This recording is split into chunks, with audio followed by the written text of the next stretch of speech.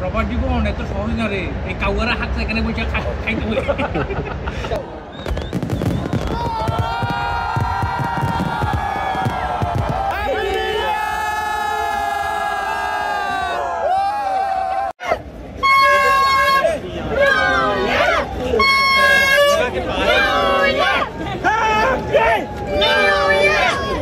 Hello everyone, Miraj বলছি 2024 সাল থেকে।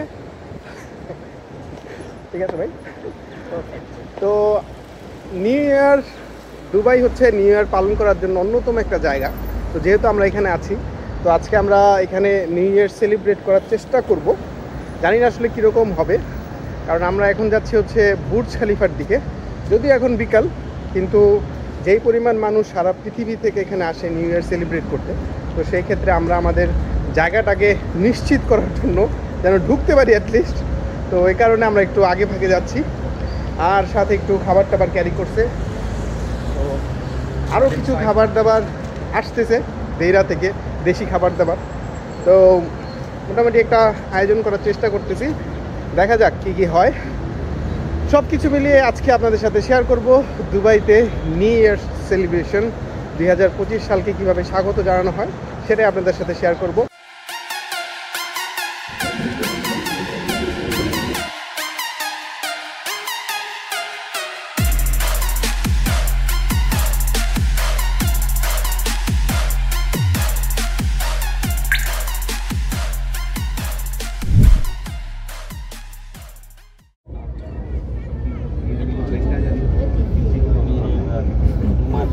Attention passengers, please pass through the entry gates. এই তো আমাদের খাবার নিয়ে দাঁড়ায় আছে। এই ছি ছি ছি ছি, এই লোকটা মার্কেটিং করতেছে।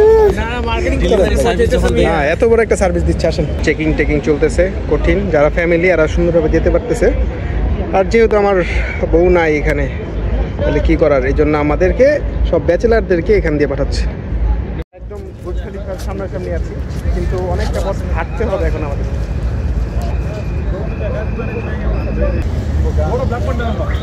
A few moments later.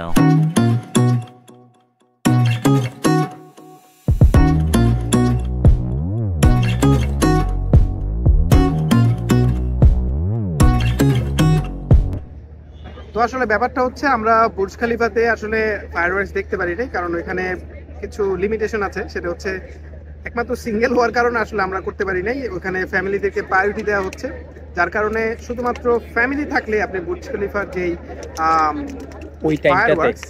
সেটা দেখতে পারবেন আলটিমেটলি। তো এই হচ্ছে ব্যাপার। তো এখন আমরা যেখানে আসছি, এই জায়গাটাও খুব সুন্দর। এটাকে বলা হয়েছে আলসিফ।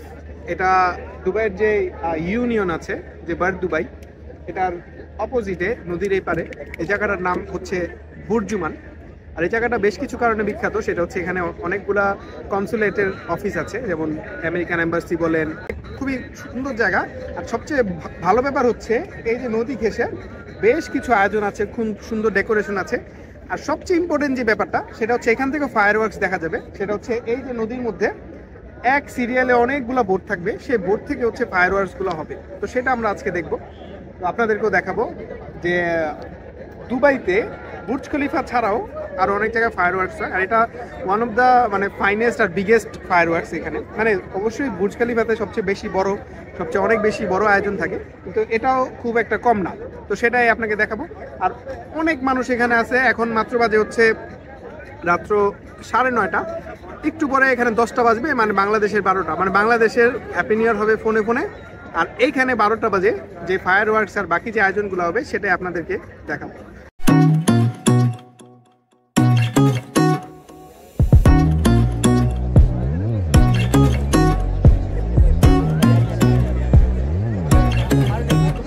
যতই রাত বাড়ছিল ততই মানুষের সংখ্যা বাড়ছিল, আর আমেজটা অনেক বাড়ছিল। উৎসব মনে হচ্ছিল, সবাই খুব বেশি এনজয় করতেছিল। আমরা অপেক্ষা করতেছিলাম কখন 12টা বাজবে আর কখন সেই ফায়ারওয়ার্কসটা আমরা দেখতে পারবো।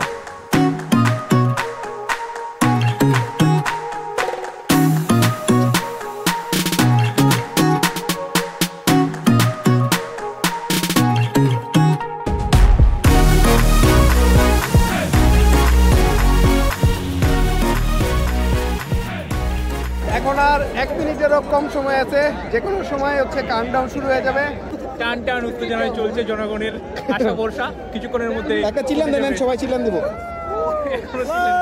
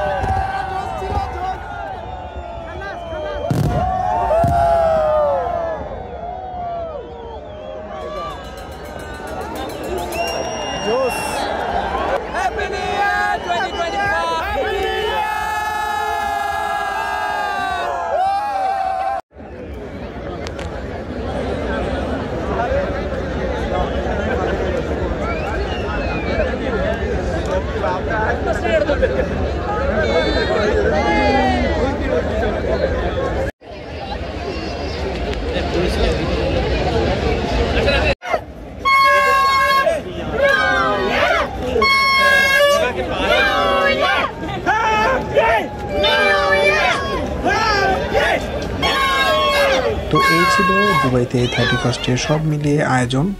আমরা খুবই এনজয় করেছি। আশা করি ভিডিওটি আপনাদের অনেক ভালো লেগেছে। যদি ভিডিওটি ভালো লাগে অবশ্যই ভিডিওটি লাইক করবেন এবং কমেন্টস করে আপনার মন্তব্য জানাতে পারেন। আর পরবর্তী ভিডিওগুলো সবার আগে পেতে অবশ্যই চ্যানেলটি সাবস্ক্রাইব করে রাখবেন। তো দেখা হবে পরের কোনো নতুন কোনো ভিডিওতে। মিরাজ বলছিলাম দুবাই থেকে।